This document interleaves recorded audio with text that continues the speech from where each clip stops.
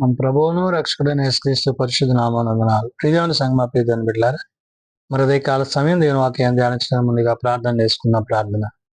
కృపగల తండ్రి, దయగల మహేశయ్య, నీ బంగారు పాదాలకు లెక్కలేని వందనాలు, స్తుతులు, స్తోత్రములు. గతించిన రాత్రి అంతా నీ రేఖల చాటును కాచి కాపాడి సంరక్షించిందేవా. మరి అదే కాల సమయం సజీలు ఎక్కడి చేరి ప్రార్థించండుగా వాక్యమైన దేవుడు వాక్యం ద్వారా మాతో మాట్లాడి మీరే మహిమ ఘనత ప్రభావాలు పొందమని యేసునామమున నడుచున్నాం తండ్రి. ఆమెన్. ప్రియదేవుని సంగమ ప్రియదేవుని బిడ్డల నేడుగా ఏర్పాటు చేయని దేని వాక్య భాగము అపోస్తులైన పౌలు తెస్సలోనికీయులకు రాసిన మొదటి పత్రిక 3వ అధ్యాయము 11 నుంచి 13 వచనాలు ధ్యానం చేసుకుందాం. అపోస్తులైన పౌలు తెస్సలోనికీయులకు రాసిన మొదటి పత్రిక 3వ అధ్యాయము 11 నుండి 13 వచనములు ఈ విధంగా రాయబడినవి. మన తండ్రి అయిన దేవుడు మన ప్రభువైన యేసుక్రీస్తును మమ్మను నిరాటంకముగా మీ యొద్దకు తీసుకొని వచ్చునుగాక. ప్రియదేవుని సంగమ ప్రియదేవుని బిడ్డలారా, పౌలు తెస్సలోనిక సంఘానికి పత్రిక రాస్తూ తిమోతి నుండి వచ్చిన సమాచారాన్ని తెలుసుకున్నాడు. తెస్సలోనిక సంఘ బిడ్డలు దేవుని యందు ఏ విధంగా ముందు కొనసాగుతున్నారో తెలియజేశాడు.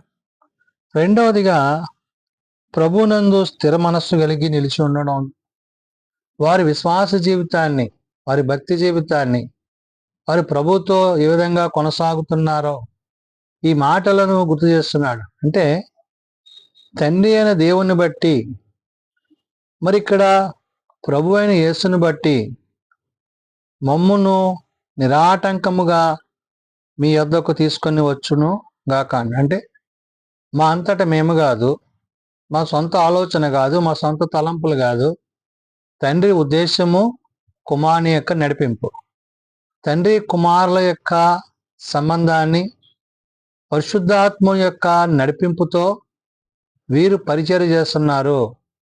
కాబట్టి ఇక్కడ పౌలు తెస్సలోనిక సంఘానికి ఆనాడు ఈ పత్రిక రాస్తూ నేడు వారు ఆత్మరూపిగా ఆదరణకర్త ద్వారా మాట్లాడుతూ ఆ దర్శన రీతిని బట్టి, దేవుడు వారిని దర్శిస్తున్న విధానాన్ని బట్టి తండ్రి యొక్క ఉద్దేశాన్ని గుర్తు చేస్తున్నాడు, కుమారుడైన క్రీస్తుని గుర్తు చేస్తున్నాడు. వారిద్దరి యొక్క అనుమతి ద్వారా నేడు వారు వీరి యొద్దకు పంపబడ్డారు. అంటే ప్రభు యొక్క ప్రేమలో, తండ్రి యొక్క ఉద్దేశములో, పరిశుద్ధాత్మని యొక్క నడిపింపులో వారు ఏ విధంగా అపోస్తులత్వాన్ని కలిగి దేవుని యొక్క చిత్తాన్ని జరిగిస్తున్నారో అనే విషయాన్ని పౌలు గుర్తు చేశాడు. అందుకనే ఇక్కడ అన్నాడు, మన తండ్రి అయిన దేవుడును మన ప్రభు అయిన యేసుక్రీస్తును మమ్మును నిరాటంకముగా మీ యొద్దకు తీసుకొని వచ్చుట గాక అన్నాడంటే దేవుని యొక్క ప్రయాణం ఇది, దేవుని యొక్క పరిచర్య ఇది, ఆయన యొక్క బిడ్డల ఎడల ఆయన చూపు ప్రేమ ఇది. వాళ్ళంతటగా వాళ్ళు వెళ్ళడం కాదు కదా, దేవుడే వారికి తోడై ఉన్నాడు, ఆయనే వారిని నడిపించాడు, ఆయనే వారికి సహాయుడై ఉన్నాడు. కాబట్టి పౌలు అంటున్నాడు, మరియు మన ప్రభు అయిన యేసు తన పరిశుద్ధులందరితో వచ్చినప్పుడు అంటే ప్రభు యొక్క రాకడను గుర్తు చేస్తుంది. ఆయన రెండవ రాకడను గుర్తు చేస్తూ తండ్రి యొక్క ఉద్దేశములో ఆయన కుమారుడైన ప్రభు వచ్చే స్థితిని ఇక్కడ పౌలు గుర్తు చేస్తూ అంటున్నాడు. మరియు మన ప్రభు అయిన యేసు తన పరిశుద్ధులందరితో వచ్చినప్పుడు మన తండ్రి అయిన దేవుని ఎదుట మీ హృదయములను అంటాడు. అంటే ఏంటి? ఆయన తన సమూహముతో వచ్చేటప్పుడు ఆయన సమూహమునకు తండ్రి యొక్క ఉద్దేశాన్ని మనము ఏ విధంగా కలిగి ఉండాలో చెప్తున్నాడు. తండ్రి అయిన దేవుని ఎదుట మీ హృదయములను పరిశుద్ధ విషయమై అంటున్నాడు. అంటే మన హృదయాలను కలవరపడినయక, మన హృదయాలను ప్రభువునందు, తండ్రినందు, పరిశుద్ధాత్మయందు ఏకాత్మ కలిగి, ఏక హృదయము కలిగి ఆయన యొక్క చిత్తాన్ని అనుసరించే నడుచుకోవాలి తప్ప అవి మన సొంత జ్ఞానం కానీ, తెలివి కానీ, ఆలోచన కానీ కాకూడదు. దేవుని యొక్క ఉద్దేశానికి, పరలోక సంబంధమైన ఉద్దేశాలకు పరిశుద్ధాత్మ దేవుడు చెప్తున్న మాట ఇక్కడ, తండ్రి అయిన దేవుని ఎదుట మీ హృదయములను పరిశుద్ధత విషయమై అనింద్యమైనవిగా ఆయన స్థిరపరచుటకై, నిందలు లేనిదిగా, మచ్చైనను డాగైనను కలంకమైనను లేనిగా మరి గొర్రెపిల్ల రక్తంలో కడగబడిన సంఘంగా మనం ఉండాలి.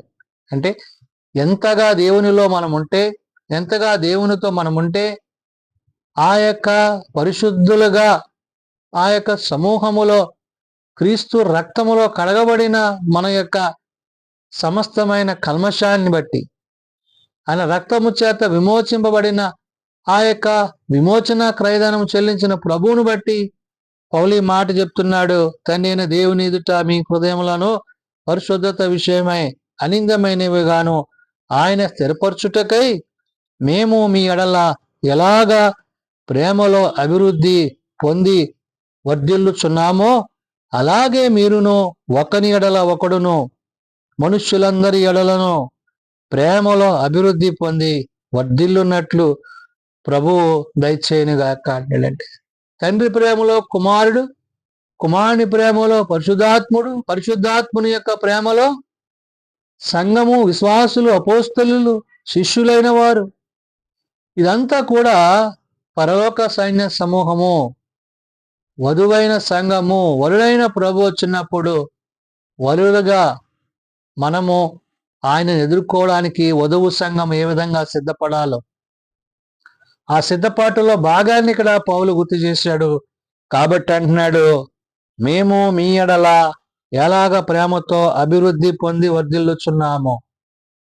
అటు ప్రభువుని బట్టి, తండ్రిని బట్టి, అటు విశ్వాసులను బట్టి, సంఘమును బట్టి, అపోస్తులుగా వారు దినదినము ప్రభువులో ముందుకు కొనసాగడమే కాదు, సంఘం పట్ల అభివృద్ధి కలిగిన బాధ్యత, ఒక బాధ్యతాయుతమైన విశ్వాసిగా, సేవకుడిగా, దేవుని పనివాడిగా తాను ఉన్నాననే విషయాన్ని పౌలు గుర్తు చేస్తున్నాడు.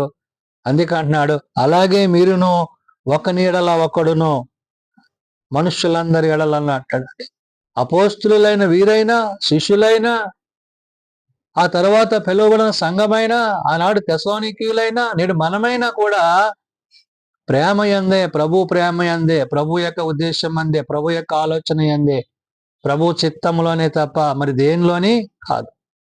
ఆయన చిత్తానికి, ఆయన ఉద్దేశానికి, ఆయన ఆలోచనకి మన విధి ఇచ్చిన వారిగా, గొర్రెపిల్ల రక్తములో తమ వస్త్రములను ఉదుక్కున్న వారిగా, పరిశుద్ధతతో నింపబడిన వారముగా, మత్సైనను డాగైనను కలంకమైనను లేని వారిగా మనం ఉండాలనేది దేవుని యొక్క ఉద్దేశము. అందుకనే పౌలు ఇక్కడ చెప్తున్నాడు, ఒకని ఎడల ఒకడు మనుష్యులందరి ఎడలను ప్రేమతో అభివృద్ధి పొంది వర్ధిల్లున్నట్లు ప్రభు దయచేయనుగాక అంటున్నాడు. దయచేసేది ప్రభు.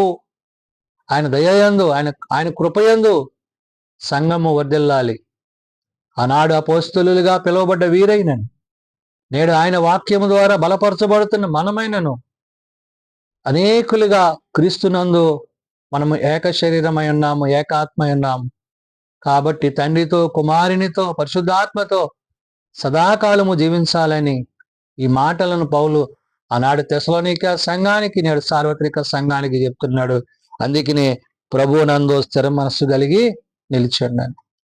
మన హృదయాలను కలవరపడనీయక ఆయన రాకడకు తగిన సిద్ధపాటు మనం కలిగి ఉంటే, ఆయన రాకడలో ఆయనతో పాటు ఆయన రాజ్యములో సదాకాలము జీవించే వారమై ఉంటామని అదే కాల సమయమున పరిశుద్ధాత్మదేవుడు పౌలు ద్వారా తెలియజేస్తున్న మాటలు ప్రార్థన చేసుకుంటాం. మమ్మల్ని మిక్కిలిగా ప్రేమించిన మా తండ్రి, కృపగలిగిన దేవ, అవును నాయన, మా సిద్ధపాటు ఏ విధంగా ఉండాలో, ఏ విధంగా మేము సిద్ధపడాలో మీ భక్తుల ద్వారా, మీ సేవకుల ద్వారా, అపోస్తుల ద్వారా, ఆనాడు పౌలు ద్వారా, తిమోతి ద్వారా ఆయా సంఘాలను వారు దర్శించి వారిని ధైర్యపరిచి తండ్రి ప్రేమను, నీ ప్రేమను కనుపరిచి ఆదరణకర్త ద్వారా నడిపింపబడుతున్న విధానాన్ని బట్టి వందనాలు స్వామి. నిజమైన ఆయన, మేము నీ వాక్యమును విని ఆనాడు వారు చేసిన ఆ యొక్క పరిచర్యలను బట్టి అట్టి పరిచర్యలో మేము కూడా కొనసాగుతూ తండ్రి కుమారుల యొక్క అనుగ్రహము చేత, ఆదరణకర్త అయిన పరిశుద్ధాత్మని యొక్క నడిపింపు చేత నీ నిత్య మహిమలో ఉండుటకు నీ సహాయము దయచేయి. బలహీనలను బలపరచున ఆయన, రోగులను స్వస్థపరచున ఆయన, నీ చేతి గాయముల చేత గాయములను మాన్పి సంపూర్ణమైన ఆరోగ్యం బలము దయచేయి. చిన్నబిడ్డలు, యవనులు, పెద్దలు, వృద్ధులు, ప్రతి వారిని వారి వారి తరగతులు చెప్పున ఆశీర్వదించి దీవించండి. దిన పరిచర్యల సేవలో మీరు మాకు తోడై నడిపించి సమస్త మహిమ ఘనత ప్రభావాలు మీరే పొందుకొనమని, మీరు ఆగడకు తగిన సిద్ధపాటు మా అందరికీ దయచేయమని యేసునామం నడుచున్నాం తండ్రి, ఆమేన్.